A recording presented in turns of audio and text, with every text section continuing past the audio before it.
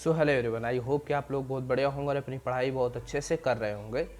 आज की वीडियो में हम अपने फिजिक्स एंड मैथ्स पोर्शन के बारे में बात करेंगे। जैसे पिछली वीडियो में मैंने इंग्लिश के लिए पूरी एक बढ़िया से स्ट्रेटेजी आपको बता दी थी कि जो बिगिनर्स आ रहे हैं या जो लोग अभी भी प्रिपरेशंस कर रहे हैं, फर्दर भी और प्रिपरेशंस करना चाहते हैं और अच्छे सीजीएल्स हो गए, सीपीओ और एग्जामिनेशंस के एसएससी के भी या अभी डिफेंस के भी कर रहे हैं, उनके लिए सबके लिए एक कंबाइन मैंने एक स्ट्रेटेजी इंग्लिश के लिए बता दिया था कि कौन सी बुक बेस्ट रहेंगी, कहाँ से आप फ्री में यूट्यूब से पढ़ सकते हैं, जिससे आपकी पूरी वोकैबुलरी पूरी ग्रामर अच्छे से कंप्लीट हो जाए। उसके बाद आपको दोबारा बार बार कहीं इधर उधर रिपीट भटकना ना पड़े, एक बार आप फिर कंटेंट लेकर उसी पे स्टिक रहें। आज बात करेंगे अपने फिजिक्स एंड मैथ्स के बारे में कि फिजिक्स एंड मैथ्स को हम कहाँ से कवर करें बेसिक, जिससे हमारा एक बढ़िया बन जाए। जो अभी 12th करके आ रहे होंगे और जो अभी कर भी रहे होंगे प्रिपरेशन, चाहे एयरफोर्स हो, नेवी हो, कोस्ट गार्ड हो, इन्हीं में ही आपके जो है फिजिक्स एंड मैथ्स का पोर्शन ज़्यादा रहता है। बाकी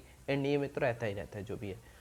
तो देखिए, सबसे पहले बता दें कि जैसे आप अगर अभी प्रिपरेशन करना स्टार्ट कर रहे हैं तो उनके लिए मैं यही बोलूँगा कि आप लोग अपना जो भी 11th-12th बेसिक कंप्लीट करके आए हैं, बहुत अच्छी बात है। आप लोग एक आर एस सर का यूट्यूब चैनल है, उन्हीं के बारे में आज उन्हीं के थ्रू में पूरा बात आपको बताऊंगा कि उनसे कैसे आपको पढ़ना है, क्योंकि पढ़ते सब लोग हैं। ज़्यादातर आर एस सर से ही जो डिफेंस से प्रिपरेशन कर रहे हैं, चाहे फिजिक्स हो मैथ्स हो। फिजिक्स तो भाई उन्हीं से आप पढ़ेंगे, क्योंकि अगर कोस्ट गार्ड हो, नेवी हो एंड एयरफोर्स हो, अगर आप फिजिक्स के लिए तो आपको उन्हीं से जाना ही पड़ेगा, क्योंकि भाई उनका कंटेंट अच्छा है, पढ़ाने का तरीका अच्छा है, सब कुछ बहुत बढ़िया है। तो पढ़ते उनसे हैं, लेकिन कुछ तरीके होते हैं टीचर जैसे आर्य सर खुद भी बताते हैं कि कैसे पढ़ना है। केवल लेक्चर देखने से काम नहीं होगा। कंसेप्ट आपने पढ़ लिया, सोचे कि हम अब हो गया, हमारा सिलेक्शन भी हो जाएगा, तो ऐसा नहीं है। प्रैक्टिस पे आपको ध्यान देना पड़ेगा। उसी प्रकार से मैथ में भी यही प्रोसेस होता है। तो कैसे, जैसे मैंने किस प्रकार से एयरफोर्स क्रैक किया, नेवी क्रैक किया, तो क्या चीज़ें होती हैं जो आपको बिगिनिंग से ही करना स्टार्ट कर देनी चाहिए, तो उन्हीं के बारे में बात करेंगे। देखिए, सबसे पहले अगर आप अभी स्टार्ट कर रहे हैं, अपनी प्रिपरेशन कर रहे हैं, तो जो भी आप एक कोर्स सर का फॉलो कर रहे हो, प्लीज़ उसको एक बार अपना पूरा कंप्लीट करिएगा। पूरा शुरू यूनिट एंड डायमेंशन से लेकर पूरा सेमीकंडक्टर तक, फिजिक्स का जैसे हो गया, चाहे मैथ्स में सेट आउट से स्टार्ट होता है और उसका लास्ट में प्रोबेबिलिटी तक स्टैटिक्स, तो पूरे सिलेबस को एक बार आपको पूरा पढ़ना है। जिस भी टीचर से आप जहाँ से भी पढ़ रहे हो, चाहे आर एस सर से पढ़ रहे हो, तो भी आपको एक बार पूरा सिलेबस को अच्छे से पढ़ना है, कॉन्सेप्ट को। अब उसमें करना क्या है, उसमें कुछ बीच में चीज़ें मैं ऐड करता हूँ। जैसे मैं करता था कि जैसे आप फिजिक्स के लिए हो गई, आप लूसेंट्स की एक ले सकते हैं, जर्नल थ्योरीज के लिए आती है एक अपने खुद के रेफरेंस के लिए, ठीक है। और आर एस अग्रवाल की प्रैक्टिस के लिए आप खुद के लिए ले सकते हैं एक मैथ्स के लिए, क्योंकि आप ऑनलाइन पे पूरी तरीके से देखिए डिफेंड नहीं हो सकते जब तक आप खुद अपनी रफ और एक बुक पर्सनल होनी चाहिए, जिससे आप खुद प्रैक्टिस करें, क्योंकि उससे ज़्यादा फ़र्क पड़ता है। ऑनलाइन आप बिल्कुल करें, उसमें कोई दिक्कत नहीं, मैं अभी पूरा बताता हूँ आपको। अब ये हो गया, दो बुक्स आपने यूज़ कर ली रेफरेंस के लिए। अब जैसे सर से आपने यूनिट एंड डायमेंशन चैप्टर को पढ़ा, ठीक है, कंसेप्ट पढ़ा, आप कोशिश करिए कि हो सके तो एक बार सर का जो भी परचेज कर लीजिए, प्रैक्टिस का जो भी बैच होता है, तो एक बार अपना फिजिक्स, मैथ्स और हो सके तो इंग्लिश के भी वहीं से प्रैक्टिस करिए। तो वहाँ से एक बार आप जैसे कोई भी यूनिट एंड डायमेंशंस का चैप्टर पढ़ा आपने, सर खुद भी बोलते हैं कि आप प्रैक्टिस नहीं करेंगे तो आपकी वो 30% ही प्रिपरेशन है, 70% जो आपने कॉन्सेप्ट को पढ़ा है उसको कैसे इम्प्लीमेंट करना है, किस प्रकार से यूज़ करना है, उस पर डिपेंड करता है। तो आपने जैसे ही उसको प्रैक्टिस किया, मतलब पढ़ा कॉन्सेप्ट को, अब आप एक लेक्चर से देखिए सर का जो भी प्रैक्टिस का है, प्रैक्टिस करिए।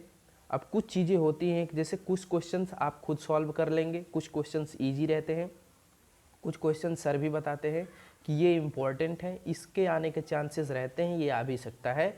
तो कोशिश करिए आप एक अपनी नोट्स बना लीजिए और उसमें हर चैप्टर वाइज जब आप प्रैक्टिस करें तो क्वेश्चंस लिखते जाएं। जो चैप्टर्स, मतलब जो चैप्टर्स में आपको लग रहा है कि ये क्वेश्चन इंपॉर्टेंट है, ये क्वेश्चन मुझे नहीं आया है समझ में, मतलब मुझे प्रॉब्लम हो रही है, ये अच्छा क्वेश्चन है, तो हर चैप्टर्स के कुछ ना कुछ क्वेश्चंस थोड़ा सा लिखते जाएं अपने साइड से, ठीक है। थ्योरीज को जैसे ही आप पढ़ रहे हैं सर के साथ साथ अपनी रेफरेंस बुक के साथ थ्योरी को पढ़ते जाएं रेगुलरली।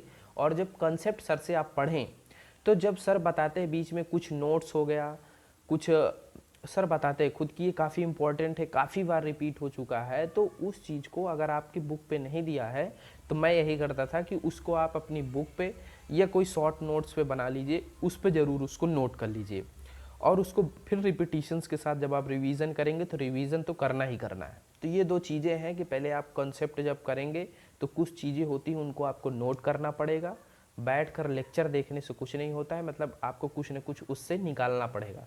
और प्रैक्टिस में भी यही करना है कि जब आप प्रैक्टिस कर रहे हैं प्रैक्टिस करके बस वो कर दिए, तो ऐसा भी नहीं है, कुछ क्वेश्चंस वहाँ से भी आपको निकालने पड़ेंगे लास्ट टाइम के लिए जब आपको रिवाइज कर रहे होंगे, तो ये काफ़ी चीज़ें आपको हेल्प करेंगी। ठीक है, वैसे ही आपको मैथ्स में करना है कि जैसे भी आप कॉन्सेप्ट देख रहे हैं तो वहाँ पे कुछ सर ट्रिक्स बताएंगे कि ये ट्रिक इम्पॉर्टेंट है, क्वेश्चंस इससे काफ़ी आ रहे हैं। तो उसी तरह प्रैक्टिस में भी कुछ क्वेश्चंस आपको इम्पॉर्टेंट लगेंगे या सर भी कुछ क्वेश्चंस बताएंगे कि ये इम्पॉर्टेंट है, तो उनको भी आपको एक थोड़ा नोट कर लेनी है। और मैथ्स में एक चीज़ का और आपको ध्यान रखना है कि आप स्टार्टिंग से ही जैसे चैप्टर पढ़ रहे हों तो ट्रिक्स एंड साथ ही साथ में एक फार्मूला नोट्स छोटी कॉपी बना लीजिएगा और उसी के साथ साथ फार्मूलेस को भी आप चैप्टर वाइज नोट्स बनाते जाइएगा। बहुत हेल्प करेगा आपके हमेशा प्रिपरेशन के लिए, जब तक आप चाहे नेवी का पेपर देंगे, एयरफोर्स का देंगे, कोस्ट गार्ड का देंगे, बहुत हेल्प करता है आपको, क्योंकि फार्मूले मेन इंपॉर्टेंट होते हैं। जैसे इंटीग्रेशन हो गया, लॉग्स की प्रॉपर्टीज़ हो गई, है ना, और भी काफ़ी चीज़ें होती हैं, प्रोबेबिलिटीज़ में काफ़ी चीज़ें होती हैं। तो ये सब चीज़ें आप बार बार कहाँ किताब से कितनी बार देखेंगे। एक शॉर्ट नोट्स बना लीजिए, सुबह उठिए डायरेक्ट उसको थोड़ा सा, जब वो कैब पढ़ते हैं उस समय उसको थोड़ा सा रिवाइज कर लीजिए। तो जैसे अब फार्मूलेज आप रिवाइज करते जाएंगे ना, समझ लीजिए एक हिसाब से आपका चैप्टर भी कंप्लीट हो जाए। मैथ्स में प्रैक्टिस डिपेंड करता है और फार्मूले होते हैं, क्योंकि अगर आपको फार्मूले नहीं पता तो वो क्वेश्चन आपसे फिर लगने वाला नहीं है। ठीक है, तो ये होता है मैथ्स में। फिजिक्स बता दिया मैंने, मैथ्स बता दिया कि फिजिक्स को कैसे, कॉन्सेप्ट को आप रेगुलरली देखते हैं, रेगुलरली प्रैक्टिस करिए और उसके साथ साथ में जो क्वेश्चंस प्रैक्टिस में सर करा रहे हैं और कॉन्सेप्ट में जो कुछ नोट्स बता रहे हैं उनको आपको नोट करते जाना है। ये दो चीज़ें बहुत इंपॉर्टेंट होती हैं। और जब सर पढ़ा दे ठीक है, जब आप अब जैसे फर्स्ट चैप्टर कंप्लीट हो गया तो अब ऐसा आप मत करिए कि बस हो गया ख़त्म, अब उसको जब एग्ज़ाम होगा, नहीं, आपको जैसे जैसे सर आगे बढ़ रहे हैं पीछे का आपको पर डे रिपीट करते जाना है भाई, जितना रिपीटिशंस, क्योंकि पूरा ये खेल ही रहता है प्रैक्टिस एंड रिवीजन का। प्रैक्टिस रिवीजन मॉक टेस्ट मैंने आपको काफ़ी बार बताया है, यही तीन चीज़ें होती हैं, जो इन तीन चीज़ों को कर लेता है उसका एग्ज़ाम निकल जाता है भाई। अब ये दो चीज़ें हो गई, मैंने बुक्स को भी बता दिया कि आपको थोड़ा लूसेंट और आर एस अग्रवाल की इनको आप यूज़ कर सकते हैं। अब बात आती है लास्ट में एक मॉक टेस्ट के बारे में। मैंने काफ़ी बार बताया है, अभी भी इस वीडियो में यही बताऊंगा कि प्लीज़ आप लोग लास्ट के डेज पे मॉक टेस्ट पे थोड़ा मत जाइएगा। आपके अगर सिलेबस थोड़ा सा कंप्लीट हो जा रहा है या आप थोड़ा सा भी पढ़ने में ठीक है तो आपको हफ्ते में तो एक मॉक टेस्ट ज़रूर लगाना चाहिए। बहुत चीज़ें उससे आपको रियलाइजेशन होगा कि आपकी प्रिपरेशन, और एक मॉक टेस्ट लगाने से ये होता है कि एक आपका कॉन्फिडेंस और उसके साथ साथ आपकी जो प्रिपरेशन की तरफ इंक्लिनेशन होती है ये बढ़ जाती है। क्योंकि आप जब मॉक टेस्ट लगाएंगे अच्छा लगेगा तो आप उसको और इम्प्रूव करने पे जाएंगे कि अगर मेरे इस वीक में इतने मार्क्स आ रहे हैं, अगले वीक तक 2-3 वीक तक मुझे इतने मार्क्स बढ़ाने हैं, एग्ज़ाम आते आते मैं इतने क्रॉस कर जाऊँगा, 40-45 एबव लाने लगूँगा। तो ये आपकी स्ट्रेटेजी ज़रूर होनी चाहिए। आप लास्ट के दिन में जाएंगे मॉक लगाने तो उसमें आपको फ़ायदा तो फिर ठीक है, बाकी इतना नहीं मिलेगा। आप अपनी गलतियों को सुधारने के लिए समय नहीं मिल पाएगा, कहाँ पर आप वीक हैं उनके लिए आपको समय नहीं मिल पाएगा, कहाँ पे मॉक पे आप गलत कर रहे हैं उनको आपको पढ़ना रहेगा। उनको जैसे ही मॉक पे जहाँ पे आप वीक जो चैप्टर्स लग रहे हैं, जहाँ भूल रहे हैं, तो ये चीज़ों को आपको मॉक से ही सुधार सकते हैं। पता कैसे चलेगा कि हम कहाँ पर वीक हैं। ठीक है, तो ये है पूरा। तो यही मैंने बताया कि आप आर एस सर से ज़रूर एक बार पढ़िए, और भाई बढ़िया टीचर हैं, मस्त पढ़ाते हैं। एयरफोर्स, नेवी, कोस्ट गार्ड के लिए फिजिक्स हो और जम्मू कश्मीर मैथ्स हो, आप उनसे अगर कवर करते हैं तो मैं तो बोल सकता हूँ, क्योंकि मैंने पढ़ा है फिजिक्स का तो सर से बिल्कुल पढ़ा था, मैथ्स का भी पढ़ा था। तो आपसे उन मतलब अगर रेगुलरली अगर फॉलो करेंगे, कनेक्टेड रहेंगे, तो ज़रूर आपका एग्ज़ाम ज़रूर क्लियर होगा। और सर बताए भी होंगे कि मॉक टेस्ट अभी तो मैंने छोड़ दिया है उसको, मतलब पढ़ना वहाँ से, क्योंकि अब मैं फर्दर प्रिपरेशन पे लग गया हूँ तो इस वजह से। लेकिन जब मैंने किया था तो उस समय आपका मैंने यही चीज़ों को फॉलो किया था। और कोई डाउट होगा तो आप लोग कमेंट्स के थ्रू पूछ सकते हैं। बाकी अभी एक वीडियो में और बना दूंगा जिसमें बात करेंगे अपने फेस सेकंड के बारे में, क्योंकि फेस सेकंड्स स्टार्ट होने वाले हैं।